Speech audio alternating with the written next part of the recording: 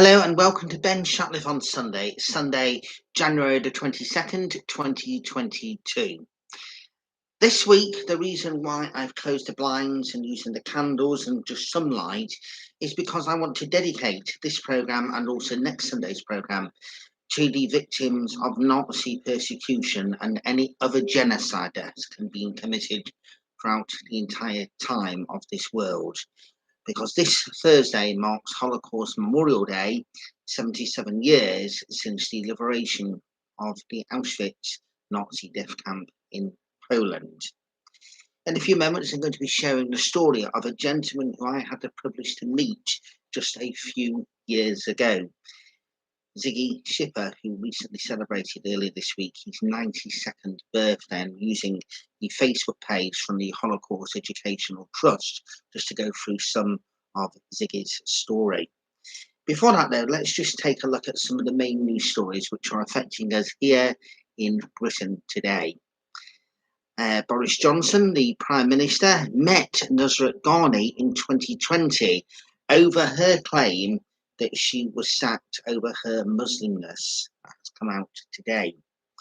Dominic Raab is backing the Prime Minister despite the distraction of all the other things which are going on, including the defection of my own MP, Christian Wakeford, who went to Labour just before being accused on Wednesday. Although it was announced then, it was something he had thought about before.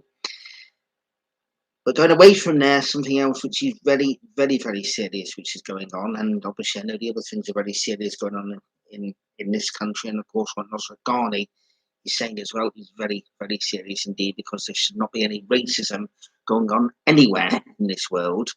But I just want to move away from British politics and from what's happening in this country for a few moments, just to say about the fact that the UK will stand shoulder to shoulder with Kiev, but extremely unlikely to send troops, the Deputy Prime Minister Dominic Raab has said today. Right, just talking about 3 or 4 stories there. And now I'm going to go on to something that was going on 85 years ago. Just think about those stories I've mentioned there about an MP saying that she was sacked for being Muslim, trouble going on between Russia and Ukraine, and all the other stuff that's going on. On Thursday, it's 77 years since Auschwitz was liberated. They used to say that Auschwitz was the most notorious of all the Nazi death camps. But let's put it into perspective. Any Nazi death camp was notorious, including the so-called Paradise Ghetto in Czechoslovakia, about an hour away from Prague, Theresienstadt, that I visited myself back in 2008. That was used as a stopgap to send people to the east, Auschwitz and other places, Treblinka and all kinds of other different places, to name but a few. So every single one of those places were notorious. And the fact is what was going on there should not have been happening in any way, shape or form. Back in 2014, the last time I attended a Labour Party conference, which ironically was right here in Manchester, I had the honour and the privilege not only to meet Ziggy Schipper, who survived the Holocaust, but listening to his fascinating story. I'm just going to read you this from the Holocaust Educational Trust, which is on Facebook. Because earlier this week, Ziggy celebrated his 92nd birthday. 92nd birthday. And when you think it's 77 years this Thursday since Auschwitz was liberated, and that was on January the 27th, 1945, it just shows how young Ziggy was to be celebrating his 92nd birthday. My own father celebrates his 78th birthday in a couple of weeks' time, which means that Ziggy is only 14 years older than my dad. You know, just taking all these things just into perspective. Now, Ziggy was born on January the 18th in 1930 in Lodz in Poland, and he attended a Jewish school.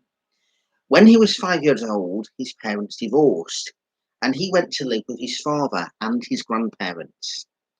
In 1939, when war broke out, Ziggy's father escaped to the Soviet Union, believing that it was only young Jewish men who were at risk. However, in 1940, Ziggy and his grandparents were forced into the Lodz ghetto. His father attempted to return, but Ziggy never saw his father again.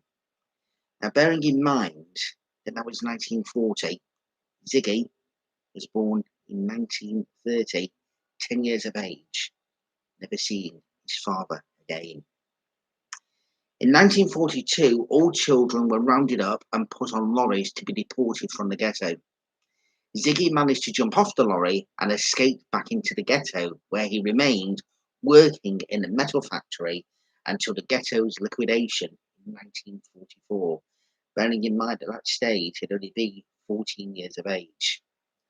When the ghetto was liquidated, all of the people from the metal factory were put onto cattle trucks and sent to Auschwitz-Birkenau.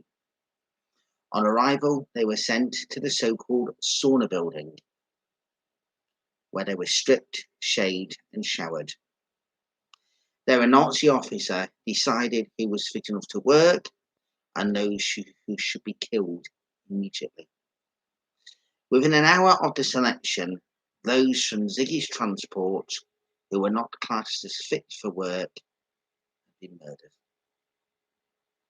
A few weeks after arriving at Auschwitz-Birkenau, all of the surviving workers from the metal factory were sent to Struthof, which was a death camp near Danzig. With the Soviets advancing, Ziggy and the rest of the group were sent on a death march, arriving at the German naval town of Neustadt. They were liberated there by British troops on May the 3rd, 1945, which was just 5 days before World War II ended. 3 days after liberation, Ziggy ended up in hospital for 3 months due to the effects of overeating after a long period of malnutrition. Ziggy finally arrived in the UK in 1947, when he married and had a family, and he now lives in Hertfordshire and regularly shares his testimonies in schools across the country. Friends, it was a great honour and privilege to be able to meet Ziggy back in 2014, and that story there, obviously going into more details and everything else, was absolutely fascinating. Very, very sad, very, very emotional. There's no ifs or buts about that at all whatsoever. And I hope you can see that here. That's the picture I had taken back in 2014 there with Ziggy. I hope it's actually better focus there. That's a Holocaust survivor there. And you know something? One of the things that fascinated me, as well as the story and everything else from Ziggy, was the fact that he said he could stay at home, and these are his words. He said, I could watch depressing programs like EastEnders, but I would rather come and tell my story. Well, Ziggy, our thoughts are with you and all the other people, all those who were all affected by the Nazis in the 1930s and 40s, but even present day, with all the various different things which have happened over the years, places in Africa, places all around the world. Atrocities in the Soviet Union before and after the war as well. We hope that one day the world will be a much better and safer place. And that's why I was put into context those stories at the beginning from where we are from Ziggy's story. Next Sunday, I'll be telling you about what happened when I visited the so-called Paradise Ghetto Theresienstadt in 2008, when I went to the Czech Republic for my brother Tim's stag weekend. As soon as he said we were going to go to Prague, I said I wanted to visit Theresienstadt. And I'll also share some stories of how I've learned more about the Holocaust over the last 30 years or so. A lot of it has been from watching different television dramas and documentaries, but over the last 15 or 16 years from attending the Bury Holocaust Memorial Service, which has taken place in different locations across the borough of Bury. Let's end now with our weekly prayer.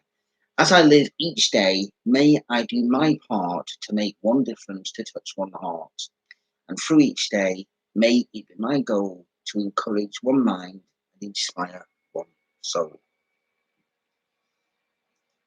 From me, a very good afternoon.